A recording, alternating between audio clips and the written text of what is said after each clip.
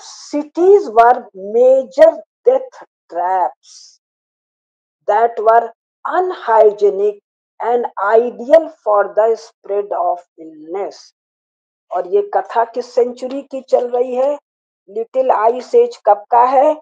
1550 से 1800, यानी यूरोप का मॉडर्न एज है, यूरोप का age of discovery and invention है, साइंटिफिक एज है, टेक्नोलॉजिकल एज है, इनलाइटनमेंट का एज है, एसेडेंस ऑफ वेस्ट है। सारी दुनिया बेचारी अंधकार में है, ये मॉडर्न लोग लाइट का बेकन ऑफ लाइट लेके दुनिया में निकले हैं। और ऑक्सफोर्ड यूनिवर्सिटी का प्रोफेसर कह रहा है, Europe's cities were major death traps that were unhygienic and ideal for spread of illness. ये तो 1800 तक की बात कह रहा है। एक पुस्तक है डर्टी लंदन, 1911, 20वीं शताब्दी, फर्स्ट वर्ल्ड वॉर का शुरुआत। ये लोग विक्टोरियन एरा पर बात करते हैं। विक्टोरिया मर गई है 1901 में, लेकिन किसी कारण से 1911 तक विक्टोरियन एज है। लंदन के लॉर्ड साहिब लोग। और 1911 क्या है? ब्रिटिश साम्राज्य का सूर्य अस्त ही नहीं होता है, संपूर्ण धरती के गोलाई में ब्रिटिश साम्राज्य है। लंदन में ही बकिंघम पैलेस भी है, लंदन में महारानी विक्टोरिया बैठी है, उसके बाद उसका एडवर्ड या कौन बैठा है। वो लोग जो पानी पीते हैं, वो पानी टेम्स नदी का पानी है, पंप से उठाया जा रहा है, पाइपों से पहुंच रहा है। वो टट्टी का घोल है, केवल टट्टी नहीं है। यानी टट्टी का घोल कैसे? उसमें विस्तार से लिखा है, सारा मानवीय मल सीवर लाइन से टेम्स में जा रहा है, केवल मानवीय मल नहीं है। नाक भी है, कफ भी है, उल्टी भी है, सड़ा हुआ कुत्ता भी है, सड़ी हुई बिल्ली भी। सड़ा हुआ क्यों? मर के वहां फेंका गया है। और भी सुअर भी है मरा हुआ। और ये कत्ल खानों का, कसाई घर का या वॉटेवर, जिबह जहाँ करते हैं, काटते हैं, उसका बचा हुआ सब मांस फांस, सब मांस नहीं, वो चमड़ी हड्डी आते जो खाया नहीं जा रहा वो भी वही है। ये सब छन के आ रहा है। तो कुछ लोग शिकायत कर रहे हैं, तो कह रहे हैं शिकायत करने की कोई बात नहीं है, थोड़ी देर छोड़ दो तो वो जो मल पार्टिकल्स हैं वो सेटल डाउन कर रहे हैं। ऊपर का पानी सफेद नहीं है, बट क्वाइट गोल्डन कलर का है। 1911। मैं डर्टी लंदन से भी आप लोगों को सुनाऊं। अब फिर कह रहा है,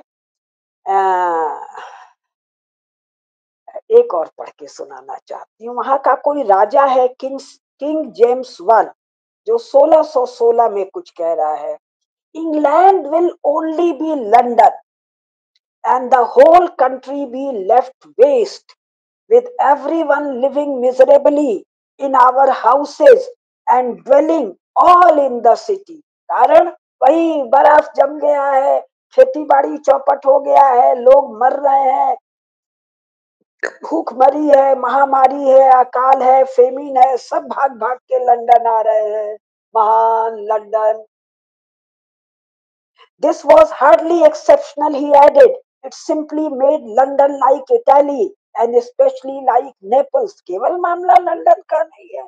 सोनिया जहां से आ रही हैं, हमारे राजीव बाबू जहां विवाह किए, वही इटली का एक Naples. London, wrote John Evelyn, ये बड़ा एक प्रसिद्ध लेखक है इनका। इन द 1660s, 1660 से 1911, 1610 से 1911, was the suburb of hell.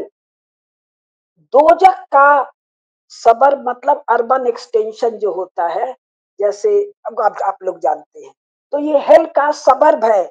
Afflicted bye अ, ये थोड़ा ध्यान से सुनिएगा, फुलिंगी नुअस एंड फिल्दी वेपर। मेरे उच्चारण पर ध्यान दीजिएगा, जो लिखा है वो मैं पढ़ रही हूँ।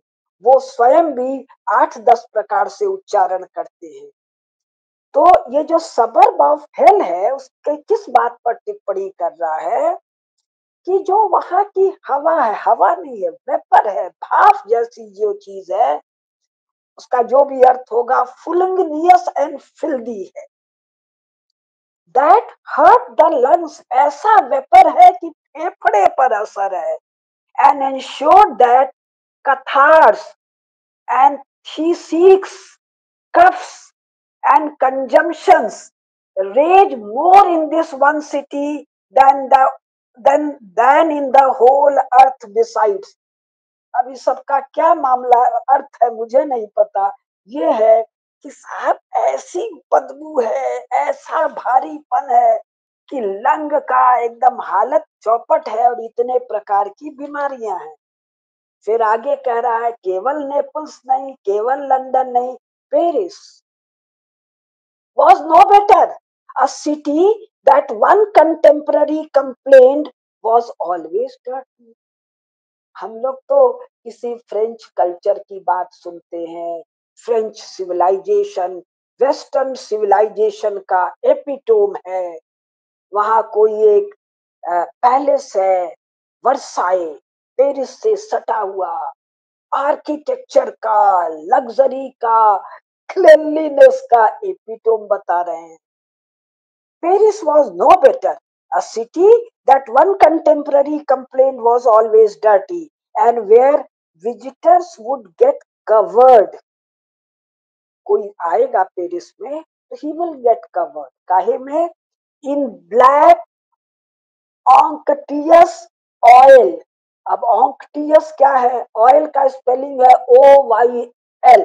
पहले मैंने सोचा आउल, उल्लू सब ढक लेते हैं, बाद में लगा नहीं, OIL को यहाँ OYL, oil, that where it sticks no art can wash it off, कि ऐसे तेल से ढक जाता है कि इसको किसी भी उपाय से साफ नहीं किया जा सकता है। फिर मेरा माथा चकराया, पेट्रोलियम का और तेल का झंझट तो लेट 19 सेंचुरी या 20वीं में आता है, शुरुआत में वो भी थोड़ा वो लोग लालटेन वगैरह बनाते, तो ये कौन सा ऑयल है। तब मेरे ध्यान में आ गया, जानवरों की चर्बी लपेट के, किस पर, घास पे, फूसे पे, घास है, भूसा है, जो भी है, उस पर लपेट लपेट के पूरे जगह जलाया जा रहा है। क्यों जलाया जा रहा है? रोशनी थोड़ा, गर्माहट ज्यादा। उस तेल के वेपर से पेरिस शहर में जो आता है वो काला हो जाता है, तो जो रहता है वो गोरा गोरा नहीं है, वो काला काला है, चुड़ैल जैसा है। अब आदमी को क्या कहेंगे, उसको भी चुड़ैल ही कह लेते हैं, क्योंकि वो आजकल कहते हैं हम स्त्री हैं कि हम पुरुष हैं कि हम कुत्ता हैं कि बिल्ली हैं, या चारों हैं अलग अलग समय पर, तो चुड़ैल ही कह लेते हैं। तो ये मुझे कैसे पता? आप उनकी पेंटिंग्स को देखिए, जो मैंने अपने बाबूजी की लाइब्रेरी में जो आर्ट कलेक्शन था पेंटिंग्स का, उसको देखा था। उसमें जो 16वीं, 17वीं, 18वीं, 19वीं, 20वीं शताब्दी के पेंटिंग्स है। आप आर्ट बुक में मत जाइए, आप तो यूट्यूब पर चले जाइए, या जहां पर आपको ये सारी पेंटिंग्स दिखाई देंगी। चुड़ैल भी शायद, हम लोग क्या, चुड़ैल अच्छी प्यारी सी है। माँ मेरे को बचपन में गुस्सा करती थी तो चुड़ैल बुलाती। Black unctuous oil that where it sticks no art can wash it off. अब अगला ध्यान से भी सुनिएगा, मुझे सुनाने का बहुत मन है।